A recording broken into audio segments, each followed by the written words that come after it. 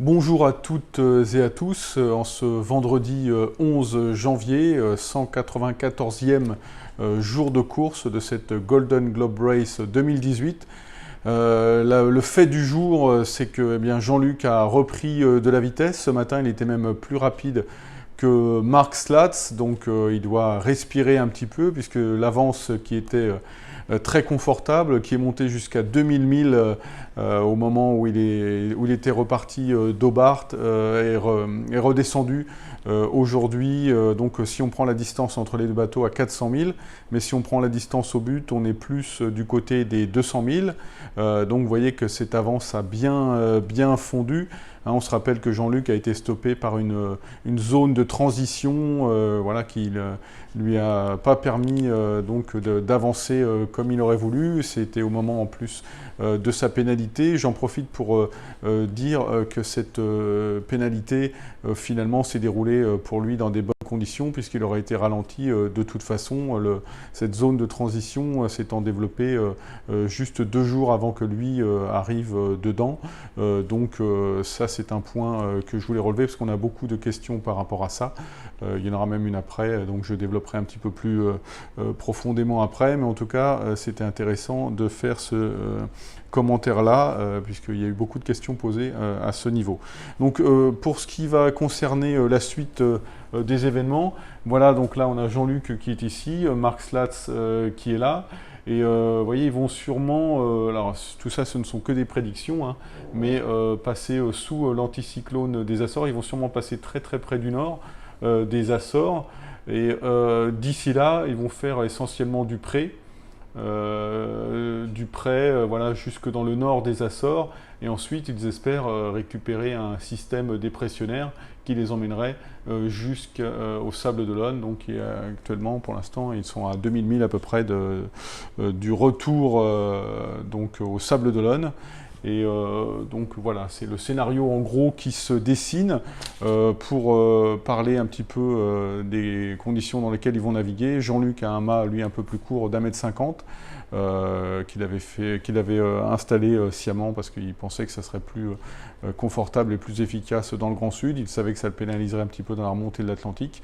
Donc voilà, et lui, notre ami Mark Slatz, dispose d'un mât donc 1,50 m plus long, le mât original du Rustler 36, et n'a pas d'enrouleur de voile d'avant.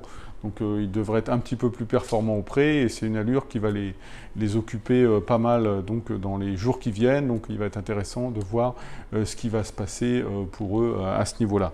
Ensuite, au courant de mât, lui, il est à 3500 000 plus au sud. Vous voyez, il est placé ici, là, donc au large du sud du Brésil, et il est dans une zone qui était relativement inconfortable ces derniers jours, puisque le vent s'est affaibli, mais la houle est restée assez conséquente, et quand il n'y a pas de vent avec pas mal de houle, on sait bien que c'est des conditions de navigation inconfortables. Et en plus, cette zone finalement un petit peu compliquée, de cette zone de vent faible, va rester autour de lui pendant plusieurs jours, donc il devrait avoir une progression vers le nord un petit peu compliquée. Ce qui ne sera pas le cas d'Itzvan Copar, lui qui a été un petit peu ralenti. Ce matin, il était à moins de 2 nœuds, mais par contre, il va avoir des vents qui vont l'emmener vers le nord en le portant relativement bien dans les jours qui viennent. Donc il devrait faire un petit peu de gain sur au courant de mât, mais enfin bon, rien de spectaculaire, si ce n'est que malgré tout, c'est le concurrent qui est actuellement le plus proche de la route directe. Donc c'est un concurrent qui, depuis son passage du Cap Horn, a bien progressé. A priori, c'est lui qui a fait la plus belle progression donc, depuis le passage du Cap Horn. Ensuite, notre ami Tapio Litinen, donc lui, il est toujours dans le Pacifique. Il y a une dépression qui arrive sur lui, mais il devrait rester un petit peu au-dessus de cette dépression pour l'instant. Ce qui nous inquiète plus, c'est qu'il y a une grosse dépression qui va arriver par le nord, pour donc Tapio Lehtinen et qui devrait, aux alentours de mardi, impacter sa trajectoire. Donc il y a de grandes chances que la direction de course lui conseille de ralentir fortement. Alors c'est pas forcément évident parce qu'il est en train de se faire rattraper par une autre dépression, donc il faudrait qu'il ralentisse, mais pas trop, voilà, pour éviter cette dépression qui a l'air quand même assez malsaine et qui arriverait donc par son nord et qui sera un phénomène assez puissant et assez restreint en termes de taille, mais voilà, dangereux, du type de ceux qu'on a déjà pu observer et qui ont fait des dégâts dans la flotte. Donc voilà pour ce qui est de Tapio. Petite anecdote malgré tout, Tapio, il est passé juste au niveau de l'endroit où Suzy avait laissé son bateau et l'avait coulé, donc il a versé un petit peu d'alcool qui lui reste à bord pour faire une offrande à la mer et pour saluer le bateau de Suzy Goodall. Toujours dans le cadre des informations comme ça qui sont un petit peu hors course, notre ami Gregor McGuckin, lui, son bateau est toujours à flot et il y a une équipe américaine qui a décidé d'aller le récupérer parce qu'il faut savoir que Gregor avait emmené à bord du bateau un tonneau de whisky, donc pour lui faire le tour du monde et pour pouvoir après le vendre donc dans un pub, etc. Et donc le deal, c'est que finalement cette équipe qui va récupérer le bateau, elle récupérerait le tonneau et rendrait le bateau à Gregor. Donc il y a une équipe qui est en train de se constituer actuellement à Perth et qui va aller récupérer le bateau qui est à peu près à 1400 milles au large des côtes. Et qui va... voilà, donc je vais vous montrer pour vous rappeler un petit peu le bateau de Gregor. Voilà. Voilà, donc c'était un ketch qui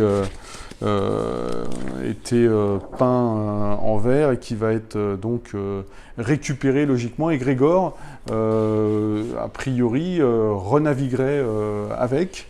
Et peut-être, pourquoi pas, reviendrait donc sur la course en 2022. Maintenant, on a des inquiétudes assez fortes. Vous avez peut-être vu passer un post sur Facebook ce matin concernant Robin Davey, qui était installé avec nous depuis quelques mois maintenant pour travailler sur son bateau. Voilà, donc lui il a un Rustler 36, hein, comme les 3 premiers concurrents de la Golden Globe Race. Et en fait, il avait récupéré le mât de Jean-Luc qu'il a installé sur son bateau, parce qu'originellement, avant de mettre un mât plus court, Jean-Luc avait un mât neuf sur son Rustler 36, qu'il a revendu à Robin. Et voilà, il a fait fini, Robin, tous les travaux qu'il avait à faire au Sable d'Olonne, et il voulait rentrer donc à Falmouth pour les fêtes de fin d'année, et pour retrouver sa famille, et puis continuer à travailler là-bas. Simplement, voilà, il est parti samedi aux alentours de 11h, il devait arriver à Falmouth mardi matin, enfin dans la journée de mardi, et il n'est toujours pas arrivé, et on n'a pas de nouvelles de lui. Donc des recherches ont été déclenchées à la fois par le Cross Etel en France et par donc le Cross anglais. Et les inquiétudes sont sérieuses puisque eh bien, il devrait être arrivé depuis plusieurs jours maintenant. Donc voilà, on croise les doigts, on espère vous donner de bonnes nouvelles assez rapidement, enfin le plus rapidement possible. En tout cas pour l'instant, voilà, on est dans l'inquiétude et c'est évidemment très inconfortable. On croise les doigts pour voilà, que les nouvelles qui concernent Robin soient bonnes et qu'on les ait le plus rapidement possible. On va passer aux questions maintenant. Donc une question d'Antoine Troulier. La sanction infligée à VDH est arrivée au pire moment, imposant de se retrouver 3-4 jours dans une bulle anticyclonique à laquelle Marc échappera, car elle se décale vers le nord-est. Cette sanction, je ne la conteste pas, mais n'aurait-elle pas pu s'appliquer plus tôt? Elle est arrivée des semaines après les faits. On peut penser s'il avait été sanctionné de ces 18 heures juste après ou peu après son acte, on aurait échappé à ce gros passage à vide, abordant une zone de calme dans sa plus grande largeur. Alors c'est déjà, pour revenir un petit peu sur la façon dont fonctionnent les pénalités, ça a été établi 2 ans avant la course, ça a été comment dire, accepté par tous les concurrents, et il a été décidé que les pénalités seraient réalisées pendant la course. Donc ça, c'est une première chose. Et après, quant à l'exécution de la pénalité, elle était originellement prévue au 45e parallèle, mais les bateaux ayant été beaucoup plus rapides que ne le pensait l'organisateur, cette limite a été ramenée au 20e parallèle pour éviter que la pénalité ne soit obligée de s'effectuer dans une zone tempétueuse qui correspond voilà, à la météo à cette époque de l'année dans ces zones-là. Donc Jean-Luc avait été informé. Déjà le premier point, c'est que Jean-Luc était heureux de cette pénalité qui signifiait qu'il était réintégré dans la course et qu'il n'était pas en catégorie Chichester. Donc ça, c'était la première chose. Et la deuxième, il a été informé de ça donc peu après son chavirage qui avait entraîné la pénalité puisqu'il avait passé un coup de fil donc à sa compagne au moment où il pensait abandonner pour resituer un petit peu les faits. Donc ça, c'était la première réponse qui lui a été apportée. Et la deuxième réponse, ça c'était mi-novembre. Et la deuxième réponse qui lui a été apportée, enfin en tout cas la deuxième précision qui lui a été donnée, c'était que cette pénalité n'allait pas s'effectuer au 45e parallèle, mais au 20e, et il en était très heureux aussi. Et pour conclure sur la pénalité, ça ne l'a pas vraiment gêné finalement, puisque cette zone de transition sans vent est apparue aux alentours du 3 janvier, et que lui, Jean-Luc, il s'est retrouvé donc au bord de cette zone-là le 5 janvier, ça correspondait au niveau du 20e parallèle, donc finalement c'est une zone où il aurait été ralenti de toute façon, et il valait mieux que ce soit là qu'au milieu des alizés où il aurait perdu beaucoup de terrain. Donc voilà pour répondre à la question de Antoine Trouillet. Ensuite, Hervé Marx. Bonjour Christophe et merci pour toutes les infos. Est-il possible d'avoir le relevé du tracker toutes les heures pour suivre l'allure au plus près de la course? Toutes les 4 heures, c'est trop d'attente pour moi. Le final s'annonce passionnant. Avez-vous plus de précision pour la date d'arrivée du premier de façon à ce que j'organise mon déplacement au sable. Donc effectivement, le tracker, lui, ne relève les positions que toutes les 4 heures. Ça va être modifié une dizaine de jours avant l'arrivée aux alentours des 2 heures, et à mesure que les bateaux se rapprocheront, eh bien, on diminuera les temps de relevé, mais pour l'instant 4 heures ça suffit bien, c'est des bateaux qui ne sont pas très rapides, voilà, ça va à peu près 3 à 4 fois moins vite que les bateaux du Vendée Globe, donc avec 4 heures, vu l'écart qu'il y a encore entre les bateaux, on a tout à fait quand même les informations suffisantes pour voir ce qui se passe. Mais effectivement, ça va évoluer à ce niveau-là, mais c'est encore beaucoup trop tôt, hein. Mais je comprends votre enthousiasme, Hervé Marx. On est tous ici assez tendus et fascinés par le scénario qui est en train de se réaliser à à l'approche de cette arrivée au Sable d'Olonne. Mais pour l'instant, voilà, le tracker ne va pas changer en termes de relevé, en tout cas en termes d'horaire entre les relevés. Il faudra attendre encore un petit peu. Voilà. Sinon, on a eu des questions aussi pas mal sur le niveau de l'eau à bord des bateaux.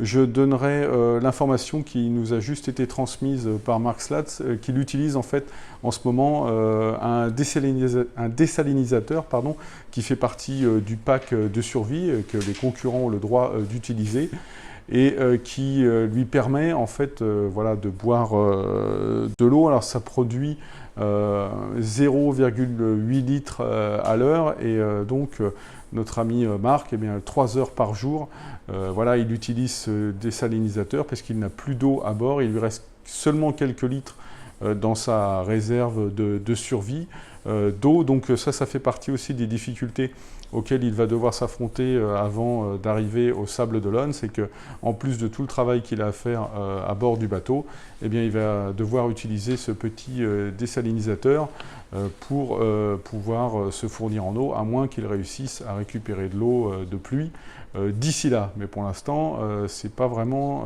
ce qui se profile devant lui, selon les dernières prévisions météorologiques. météorologique. Donc voilà, ça c'est une petite précision que je voulais vous donner. C'est des petits désalinisateurs voilà, qui sont utilisés, qui sont mis également dans les radeaux de survie, etc. Et que donc Marc a décidé d'utiliser puisque de toute façon il n'avait pas vraiment le choix, et donc ça ajoute encore un peu à la difficulté à laquelle Marc s'affronte sur cette dernière phase de course. Et on ne doute pas que ça va ajouter encore un petit peu de piment voilà, à ce finish qui s'annonce vraiment exceptionnel. Donc voilà un petit peu pour les dernières informations. Ce que je peux vous dire aussi, c'est que donc mercredi prochain, nous avons sur le mode de ce qu'on avait déjà organisé précédemment, une rencontre qui se fait avec la presse et le public au premier étage de l'école des métiers de la mer à 11 h du matin. Et nous aurons par téléphone Jean-Luc Vandened et Marc Slatz. Voilà, ça va durer 1 heure à peu près, c'est ouvert au public. Donc voilà, à l'école des métiers de la mer, route de la Cabaude, au Sable d'Olonne. Et bien donc on vous attend nombreux. La dernière fois, on avait quasiment plus assez de place pour accueillir tout le monde, mais vous êtes les bienvenus malgré tout. Et ce sera un moment particulièrement symbolique, puisque, comme je vous le disais, on se rapproche maintenant de l'arrivée au Sable d'Olonne, qui est toujours prévue entre le 26 et le 28 janvier. Donc voilà, la Golden Globe Race touche à sa fin. C'est assez fou quand on y pense, après autant de mois passés en mer. Mais voilà, toutes les bonnes choses ont une fin. Et eh bien écoutez, cette course, voilà, l'arrivée de cette course se profile au Sable d'Olonne maintenant dans quelques jours. Donc on vous donne rendez-vous mercredi ici au Sable d'Olonne, et puis sinon toujours en continu sur la page Facebook de la Golden Globe Race et sur le site internet. À bientôt!